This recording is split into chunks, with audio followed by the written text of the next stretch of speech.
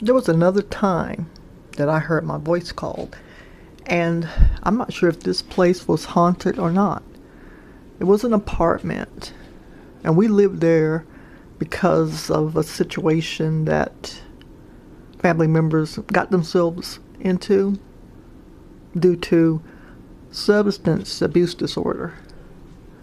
So I stayed there because I didn't want to see anything happen to my baby sister, who was very young at the time. She was just beginning to walk. I was using a walker, baby walker, and my young cousin. And that was the only reason I stuck around. I did eventually leave and go out on my own. I moved to another city for a fresh start and everything because I had to get away from the situation. It was just that bad. And I remember one time I went in the bathroom and was trying to pop these pimples because I had very bad acne. It left scars which I had to get rid of basically by using like chemical pills. But I digress.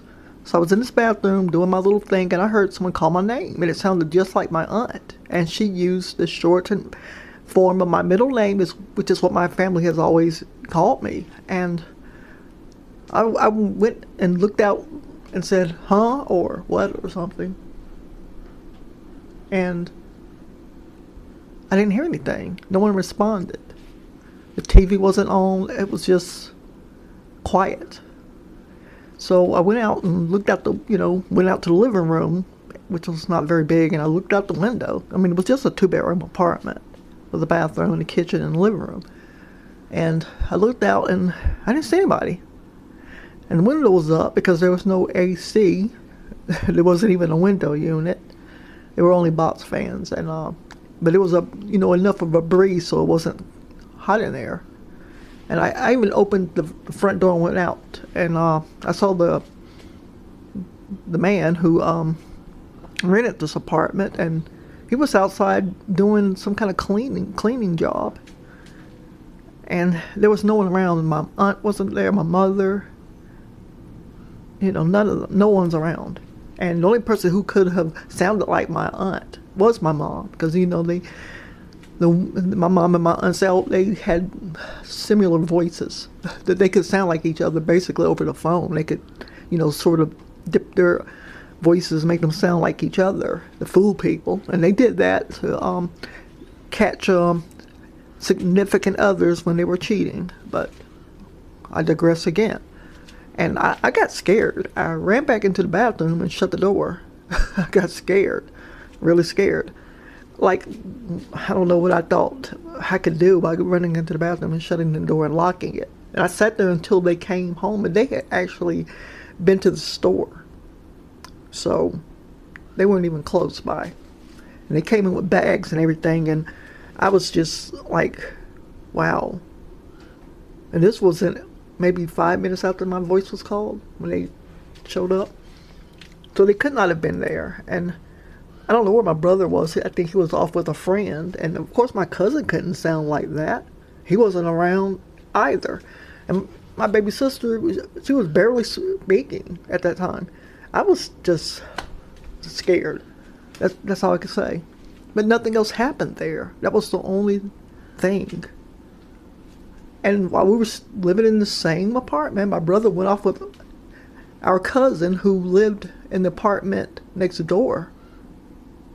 Basically, it was next door, or the one. It was in the same apartment building. Let's put it that way.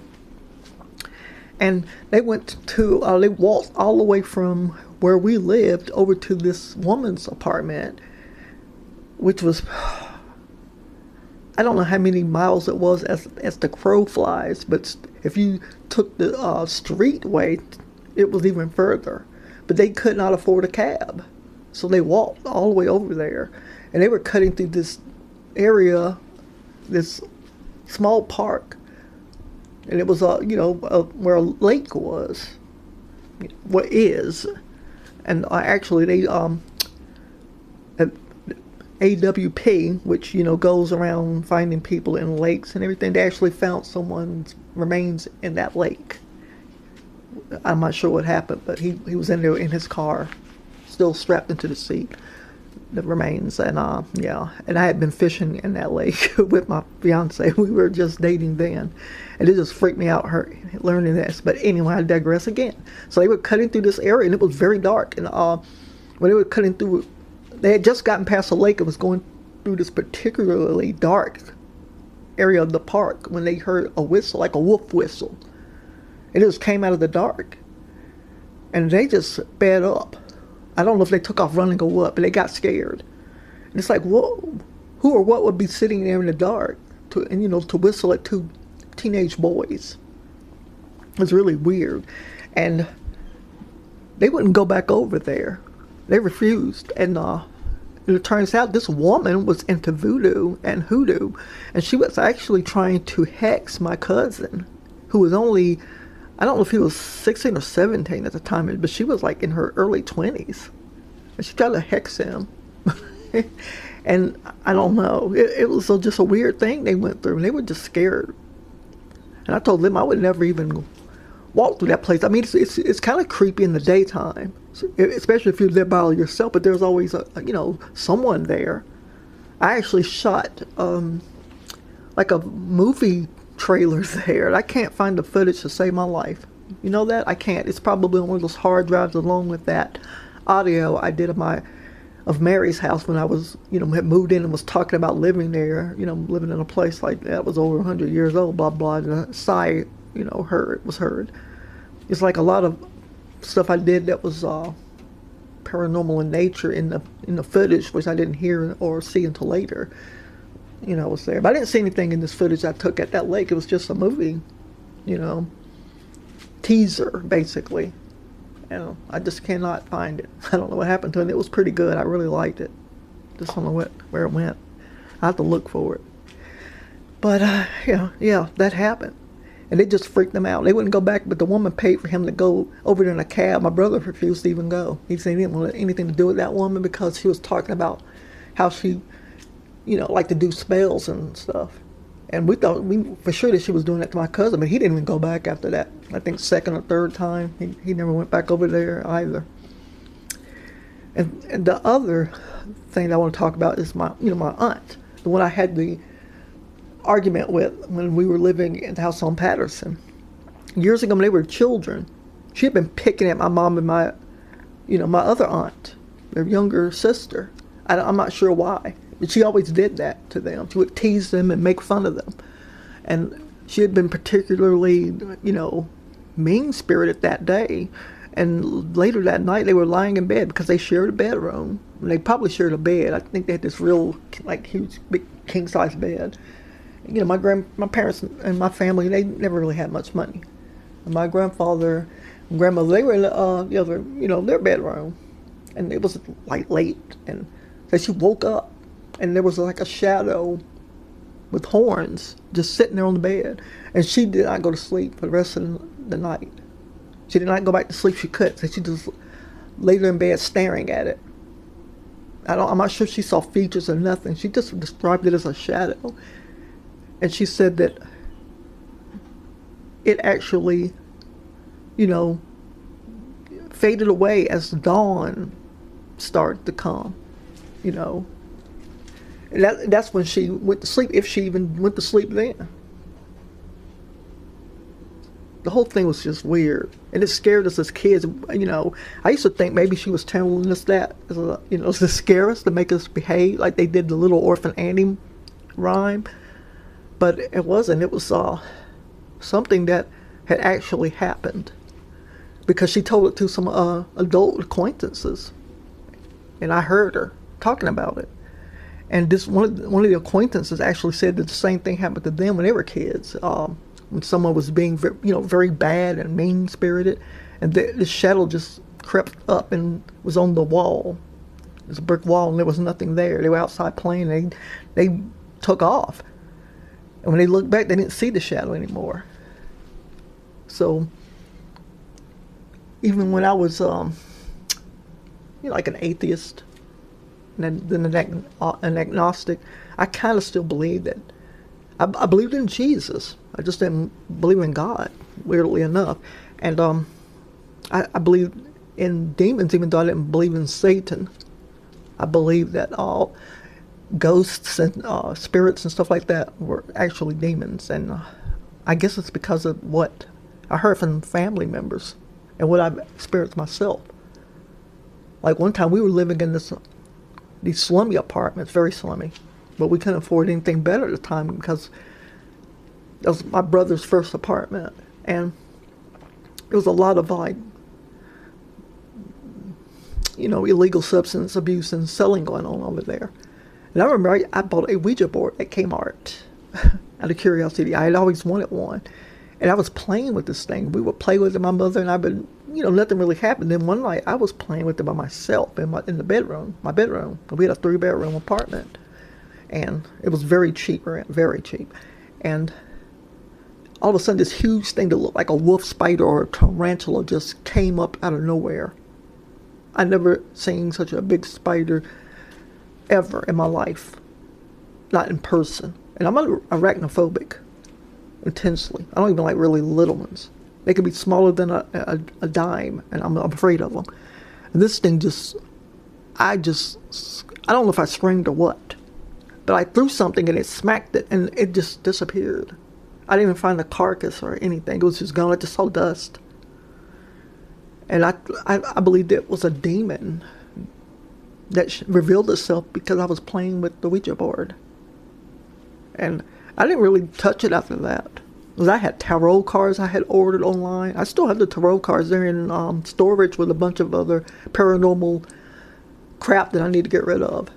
But they're in storage in North Carolina, and I'm over in California, so I can't do anything about it right now. So it freaked me out. It freaked me out. And the thing about it is, this same Ouija board, my mother wanted. She wanted to use it because she wanted to put a spell on my brother's, then wife, which is a whole, I'm not going to go into that story. It has nothing to do with this, but anyway, he was married to this woman, and my mother did not like her. People in my family felt like she married my brother to gain citizenship as, to America. And my mother used this Ouija board to try to put a hex on her, to break up their marriage. And we were living in a townhouse at this time that the kids in the neighborhood actually said was haunted. And I had some experiences in that place too. Not a lot. I remember one night my sister came running up the stairs. She was and she said a dark, shadowy figure was in the living room with her. And she jumped in the bed with our mother. And my mother's, fiance. They ended up getting married, I think, the very next year. And I didn't know about it until the next day. And when they told me, I was like, oh my goodness, because I had been alone in that townhouse one day just messing around on the internet at a computer. That's all I did was go on the internet. And I would visit these sites where they would post photos of supposedly dead people. And one was called, gosh, I can't remember. There used to be one called, I think, Vomit Lunch. And then there was I can't remember all of them. But there was this one that was really disgusting. And I would get on there and just to creep myself out. And I remember there was one photo he had supposedly of a woman impaled, and it was called Pole Baby. And I tried to look it up. I even asked people on Reddit if they'd ever heard of it. And it was not from that cannibal whatever movie from the late 70s, early 80s. It was not from that. Because I looked at it and it's not the same. It was totally different. I don't want to talk about that photo or none of the others. There was a photo of Malice Green, too, after what happened to him, and it was disgusting. And they were like victims of car accidents, and like, it was really disgusting. I should not have been on it. And I remember the guy who put it up, he actually had a photo of himself on the site with wearing devil horns, so I don't know what kind of person he was, but yeah. So anyway, I was on the computer, and I heard the back door. Someone knocked at the back door. I don't know if it was 3 knocks, I can't remember. But I actually looked out my window, I didn't see anybody. And I heard the doorknob jiggle. And I went and looked again, and I still didn't see anybody. And I didn't see any kids running or anything. And I was like, what in the world? And then, I heard some more noise. So I went downstairs, and I just, I sneaked down there. And it's just as I was, at the bottom of the steps, I heard the same noise, like somebody jiggling up trying to get in it. I ran to the door and it was like dead bolted. I opened it and there was no one out there. I looked around the building, there was no children running or anything. There was nothing. There were some birds in the trees and that was it. And all I could think was, I just went back in and slammed the door, locked it, and I just ran back up the steps to my room and shut the door and locked that. And I just sat on my bed. I think I might have shut the computer down, maybe, I don't know. I was afraid, really afraid. But those are the only two things that happened there, even though people said it was haunted. Now, there was a neighbor whose daughter, young daughter, 2 or 3, she stuck a fork in a outlet and was electrocuted, and she died. And they said you could see her moving around in the apartment. You could see the colors of her clothes and everything just running around, dancing in front of the TV because that's what she did. And her name was Joy. And the mother would not move out of that apartment because of it. She eventually did. She moved to another state, in fact. I don't think she ever just got over it. I think she blamed herself too because she had, substance abuse issues, and she probably looked at it as, if I had not been, getting high or whatever, my daughter would still be here. And it's like, why didn't she have something blocking the sockets? But you just never know. Because as a child, I never did anything like that. I probably tried to. I don't know. But I never was, my grandmother scared us away from things like that. Just like she would warn us about, perverts and all that. She said there are men who would come up and in their cars, they'll try to offer you candy to get you inside, do bad things to you. And don't, go to anybody's car. I wouldn't go to a car even if it was just a woman inside, even as a grown person. I remember I was waiting on a bus stop with another, woman, another person, in this car full of these Hispanic guys pulled up, and they had this white woman in there with them. And she was sitting in the back seat between 2 of them, and there were 2 in the front. It's like, what? And they were like, how do you get to something? You could barely understand the accent. And I don't know why she didn't say anything, but she could have been, they could have threatened her or something. I didn't think about it at the time because we would just stood back from these guys and we said, you just keep driving up this road and you'll see signs telling you how to get to the mall. It's like, I don't know you. And I had not been living in Charlotte at that time very long, So, I'm not getting near you. And it was just really, really weird. But, yeah, I remember that little girl, Joy. I wonder the mother comes back to, goes back to North Carolina and even goes to her grave. Because even the girl, Joy, her sisters didn't even like talking about her. They went to a cemetery with my sister and we went to this Moravian cemetery, and they felt sad there because it reminded them of their little sister just being in a cemetery. Those are the experiences other people had. I don't know if the other people have heard their names being called or just weirdness, like Mary's house. I don't know if I mentioned this, but also in that house, I remember being in the bed one time when my fiance had gone. He had left for work, and it felt like someone was pulling the covers off me. And I jerked him back, thinking it was him. I was like, what are you trying to do? Why are you playing with me? You're supposed to be going to work, and it wasn't him. He was gone. just weird stuff. And fortunately, I won't ever have that problem again. But I want to tell you, somebody had a property here in California for a cheap price. And I was like, why is this thing so cheap?